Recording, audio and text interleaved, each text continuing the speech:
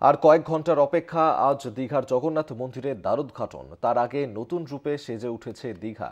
সকাল থেকেই মন্দিরে চলে মহাযজ্ঞ, পূজা অর্চনা। মহাযজ্ঞে পূর্ণাহুতি দেন মুখ্যমন্ত্রী মমতা বন্দ্যোপাধ্যায়। শহরে ঢোকার পথে আঁটোসাঁটো নিরাপত্তা।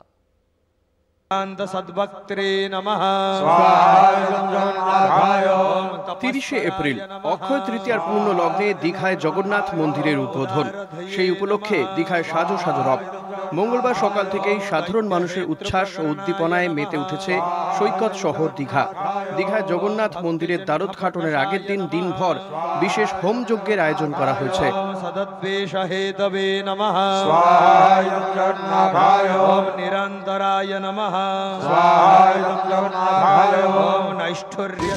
কালকে বেলা 2:30 থেকে প্রোগ্রাম শুরু হবে এবং 3টের সময় দ্বারোদ্ঘাটন হবে।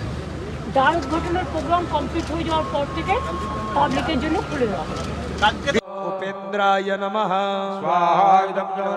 আধ্যাত্মিকতা ও সম্প্রীতির মিশেলে আন্তর্জাতিক পর্যটনের নয়া ঠিকানা দীঘা। দীঘায় জগন্নাথ, বলরাম ও সুভদ্রার জন্য তৈরি করা হয়েছে বিশেষ ফুলের সজ্জা। সেই লক্ষ্যে বাঁকুড়ার ছাতনা থেকে এসেছে 3000 পদ্মফুল।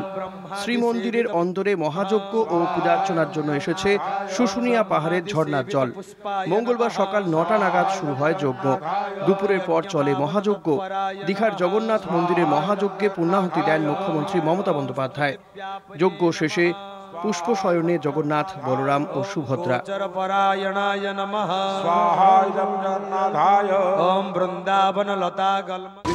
কালকে বেলা 2:30 থেকে প্রোগ্রাম শুরু হবে এবং 3টের সময় দ্বারোদ্ঘাটন হবে। দ্বারোদ্ঘাটনের প্রোগ্রাম কমপ্লিট হয়ে যাওয়ার পর থেকে পাবলিকের জন্য খুলে দেওয়া হবে। মুখ্যমন্ত্রী এখন সপার্ষদ দীঘাতেই রয়েছেন রাজ্যের সমস্ত সাংসদগণ থেকে রাজ্যের 4 মন্ত্রীও। দেখুন, ঠাকুরের জায়গা, গ্রহণযোগ্যতা আর কথা প্রশ্নই ওঠে না কোনো। যেখানে ঠাকুর বিরাজমান সেখানে মানুষের মাথা নত হয়ে থাকে, সেখানে কোনো প্রশ্নই ওঠে না। ঠাকুর জগন্নাথ দেবের ইচ্ছে না থাকলে আজকে উনি এখানে প্রতিষ্ঠিত হতে পারতেন। ঠাকুর চেয়েছে তাই উনি আছেন। সত্যি it's going to be a spiritual journey for all of us.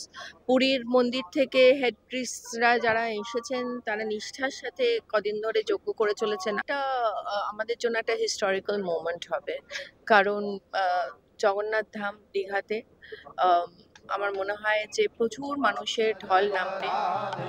25শে April থেকেই শুরু হয়েছে পুজো পাঠ। ওই দিন বাস্তু পুরুষের উদ্দেশ্যে যজ্ঞ করা হয়। আয়োজিত হয় কলস যাত্রাও। পুরীর জগন্নাথ ধামের অনুকরণে নির্মিত দীঘার জগন্নাথ মন্দিরে রয়েছে কলিঙ্গ শিল্পকলার ছোঁয়া, রয়েছে স্থাপত্যের অনবদ্য নিদর্শন। সোমবার দীঘায় পৌঁছে মন্দির পরিদর্শনের সময় সেই স্থাপত্য কাজের প্রশংসা করেন মুখ্যমন্ত্রী। এই মন্দিরে আধ্যাত্মবাদ এবং সম্প্রীতি মিলন হয়েছে দাবি মুখ্যমন্ত্রী মমতা বন্দ্যোপাধ্যায়ের।